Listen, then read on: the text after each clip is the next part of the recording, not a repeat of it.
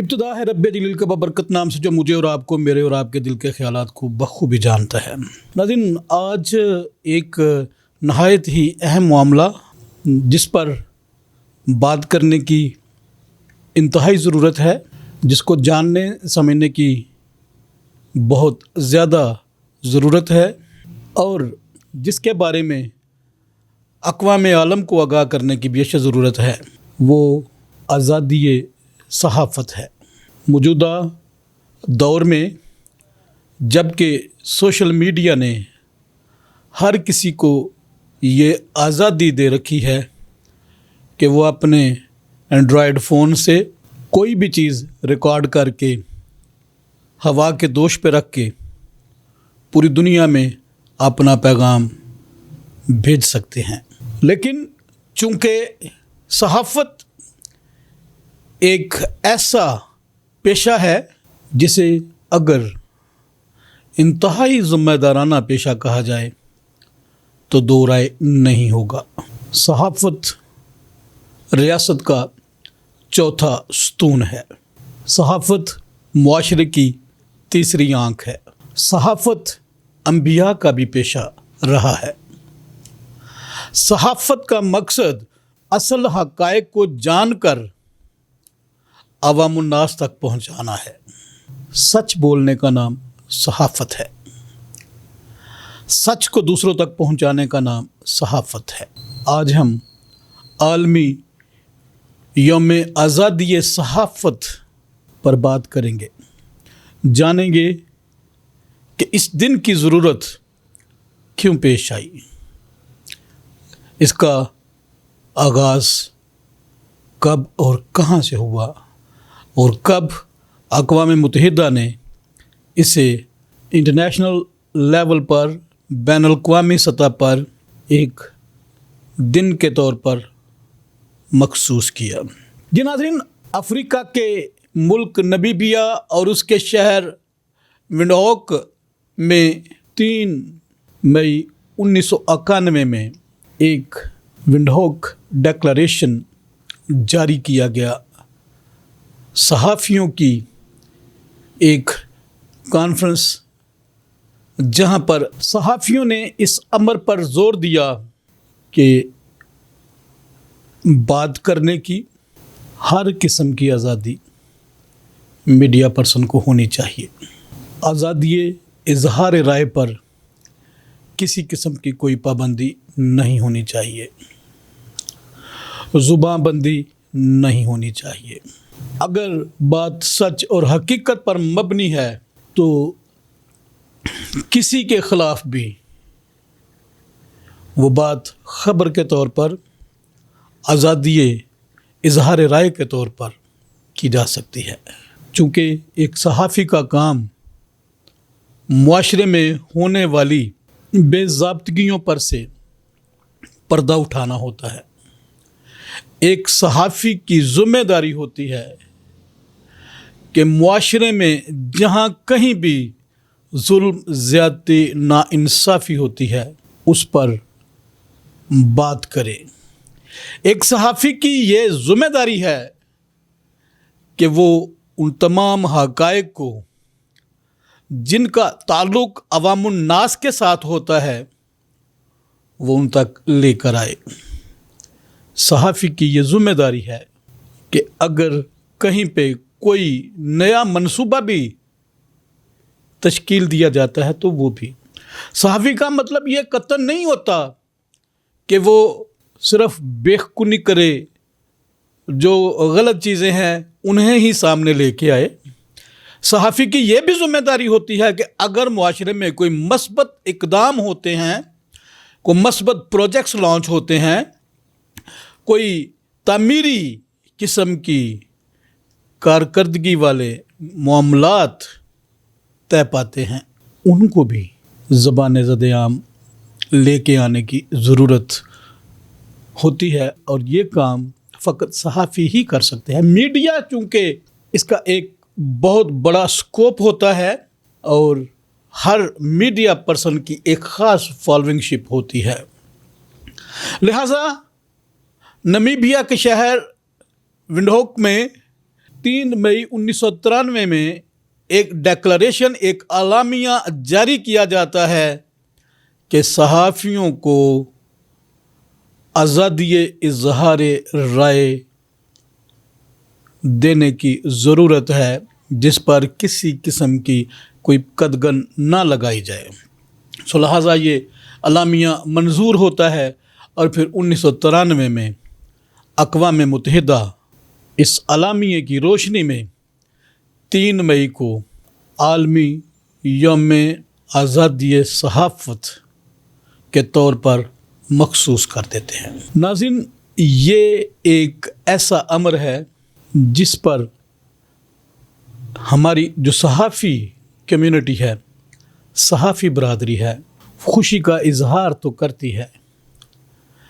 लेकिन जब हम मुख्तलिफ ममालिक में सहाफ़त की आज़ादी पर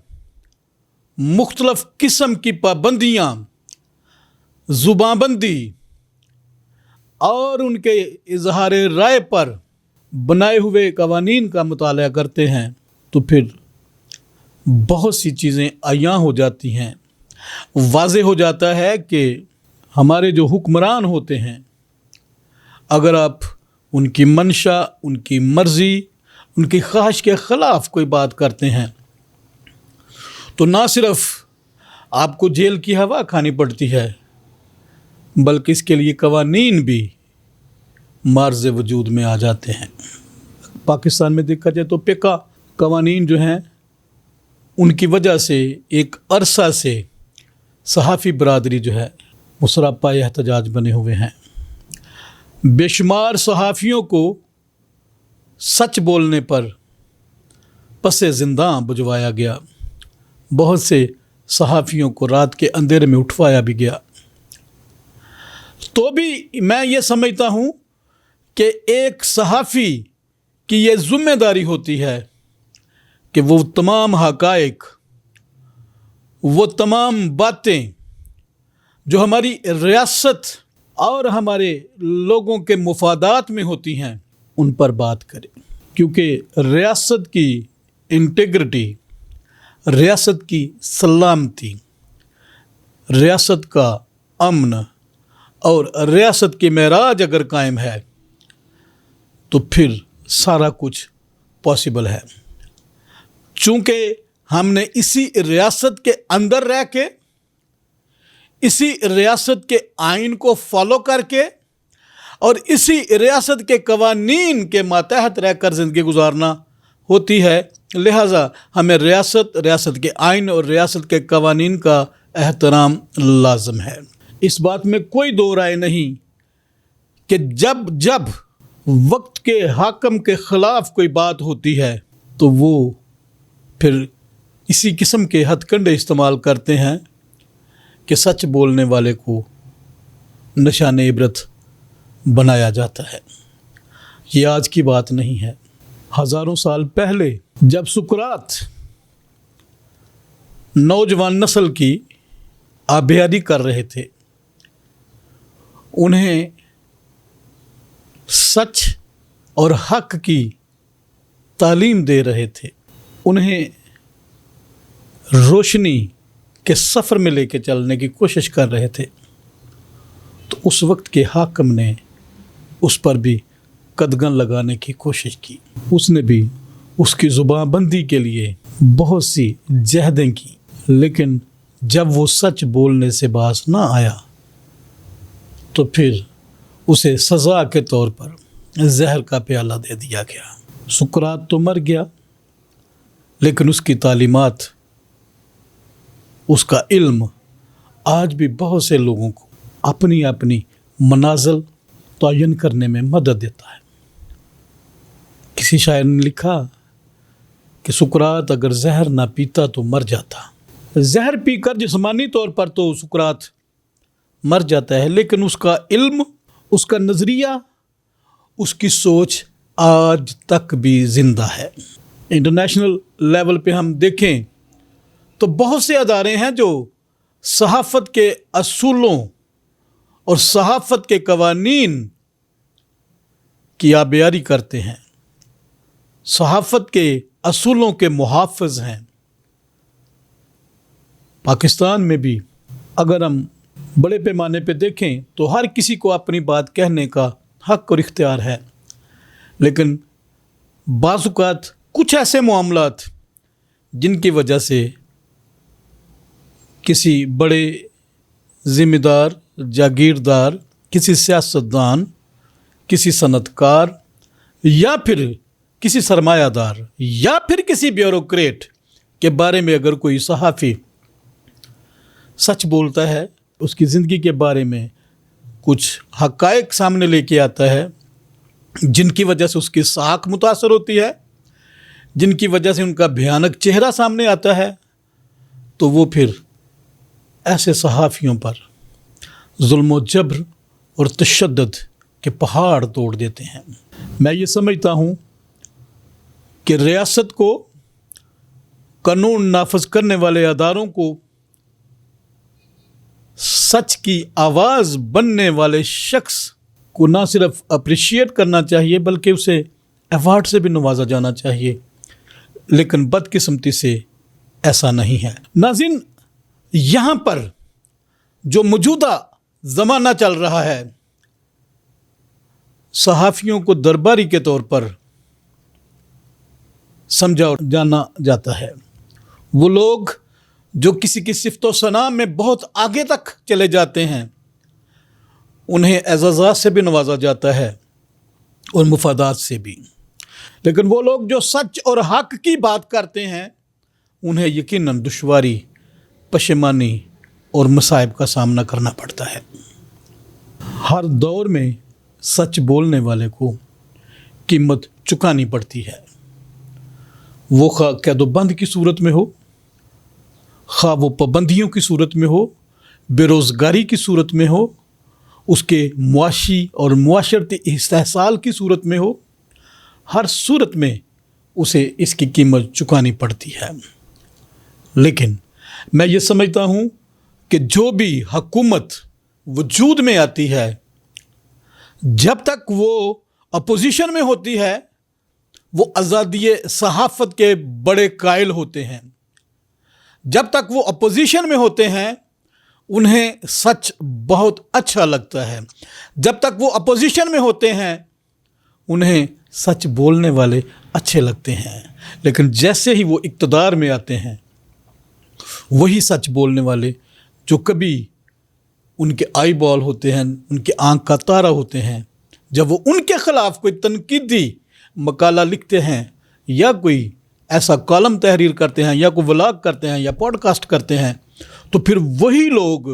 उन्हें काबिल नफ़रत महसूस होना शुरू हो जाते हैं, जो कि मैं समझता हूँ कि ह्यूमन विज़डम के टोटली बरक्स है। इंसानी अक्ल इस बात को तस्लीम नहीं करती कि अगर मैं आपके किसी मुखालफ के लिए कोई सच बोलता हूँ तो वो आपको कबूल है, लेकिन अगर मैं आपकी ज़ात के बारे में कोई सच बोलता हूँ जिसमें आपकी ज़ाते अक़दस को, आपकी शराफत पर कोई ठेस लगती है, तो फिर मैं आपके लिए स्याह दब्बा हूँ, फिर मैं आपके लिए कोई नाकाबिले कबूल शख्सियत हूँ। ऐसा दोहरा मयार कतन नहीं होना चाहिए। सच बोलने का अगर किसी में हौसला है तो सुनने वाले को भी सच सुनने का हौसला रखना चाहिए। मैं इस बात के साथ अपने इस व्लॉग को इख्तिताम की तरफ लेके जाऊंगा कि बात सच की है, हक की है, तो बराए करम अपनी तसहीह करें। वो इल्ज़ामात जो हक और सच की बना पर आप पर लगे हैं, आप उन्हें दुरुस्त करें, बेहतरी की तरफ जाएं, ना कि ऐसे इक़दामात करें जिसकी वजह से जब आप इक़्तिदार में ना हों तो आपके वो इक़दामात जिनकी वजह से आपने दूसरों का सुख चैन गवाया हो, दूसरों पर आपने जुल्म जबर तशद्दुद के पहाड़ तोड़े हों, वो आपके ख़िलाफ़ चार्जशीट बन जाए, फ़र्द जुर्म बन जाए। इक़्तिदार हमेशा नहीं रहता। इक़्तिदार का सूरज अगर तलू होता है تو یاد رکھیے یہ غروب بھی لازمی ہوتا ہے۔ جب آپ حکومت میں ہوتے ہیں، جب اقتدار میں ہوتے ہیں، جب اختیار آپ کے پاس ہوتا ہے، تو پھر اتنا ظلم فرمائیں، اتنی زیادتی کریں جتنی آپ برداشت کرنے کی سخت رکھتے ہیں۔ تمام صحافیوں کو جو اس گھٹن زدہ ماحول میں بھی حق اور سچ کی آواز بلند کرتے ہیں، جو اس قدغن کے ماحول میں بھی حق اور سچ کا علم بلند کرتے ہیں، ان سب کو دا ٹروتھ نیوز TTN کی طرف سے عالمی یوم آزادی صحافت تمام پابندیوں، تمام مجبوریوں اور تمام کٹھنائیوں کے باوجود بھی مبارک ہو۔ اگلے ولاگ میں دوبارہ آپ سے ملاقات ہوگی، تب تک کے لیے مجھے اپنے میزبان طارق سراج چودھری کو اجازت دیجیے۔ پاکستان زندہ باد۔